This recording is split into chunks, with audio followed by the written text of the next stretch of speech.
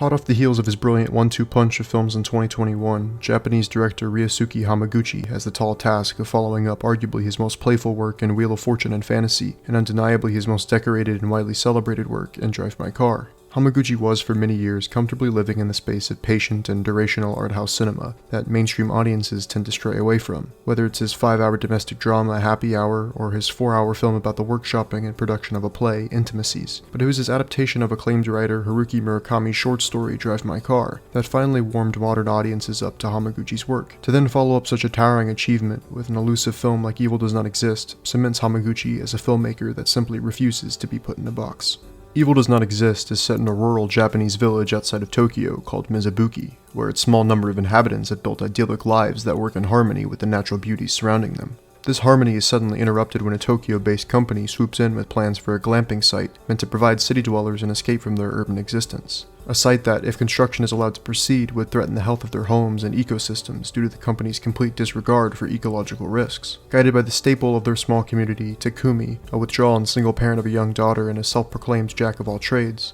the villagers decide to take matters into their own hands and defy the glamping initiative. Evil Does Not Exist is bookended with these lengthy, drifting shots in which the camera gazes up toward wintry branches, with only the sounds of Iko Ishibashi's melancholic score accompanying it. It's a rather perfect introduction to this work that, while still very assured filmmaking, feels entirely unpressured to loudly proclaim itself and instead only be exactly what it needs to be. But it is still an enigma of a film, posing questions that are not so easy to answer and luring viewers down a path that leads further and further into the inexplicable. Hamaguchi really lets his unhurried mode of storytelling take center stage here, where score takes over completely in some scenes, but in others natural sounds of the crunching of snow or a chainsaw tearing through firewood are heightened, where every abrupt cut of sound or image provides insight and his camera becomes almost voyeuristic, whether it's positioned in the back of a vehicle while characters are on a long drive or distantly observing characters walking through the woods. But Hamaguchi still makes sure to create room for the extended dialogue scenes he is so well known for. There's even a large section of the film carved out for a talkative sequence set entirely in a community meeting. It's a lengthy scene almost straight out of a documentary,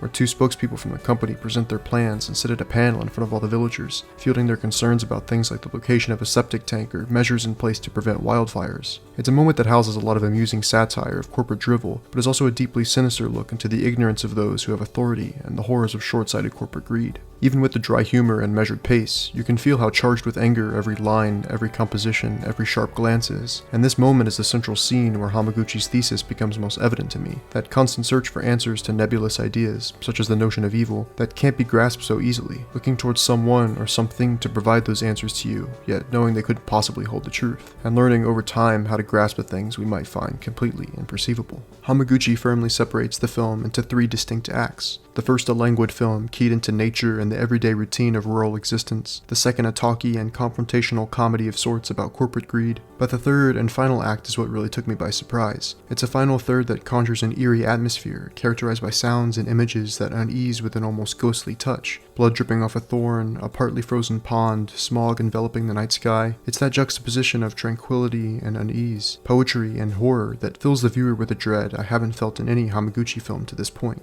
The film's ambiguous ending has already been met with a pretty tepid response and will likely be mulled over for years to come. A rather jarring conclusion divorced from the logic of what came before it, in place of a more folktale logic built from obtuse imagery and disparate ideas. It's not entirely clear what to make of it in the moment with its fragmentary editing and sudden bursts of violence, but rather than frustrate, it's, at least for me, a startling move that punctuates this work about obscured or abstracted truth, resisting any form of satisfying closure and leaving you there in a haze of fog, searching for answers you will never receive. Evil Does Not Exist might not be Hamaguchi's finest achievement yet, but it takes everything that you've come to expect from him and flips it all on its head to deliver a beguiling eco-parable, one that is never moralistic in its voicing of the evil hidden and obfuscated by everyone, that evil hard to define but nevertheless present within our daily lives that we choose to tow around and ignore. It's a work that further cements Hamaguchi as a master observer of human nature, and here, he takes risks that transcend the boundaries of his typical brand of cinema to make something so equipped for this particular moment in our time.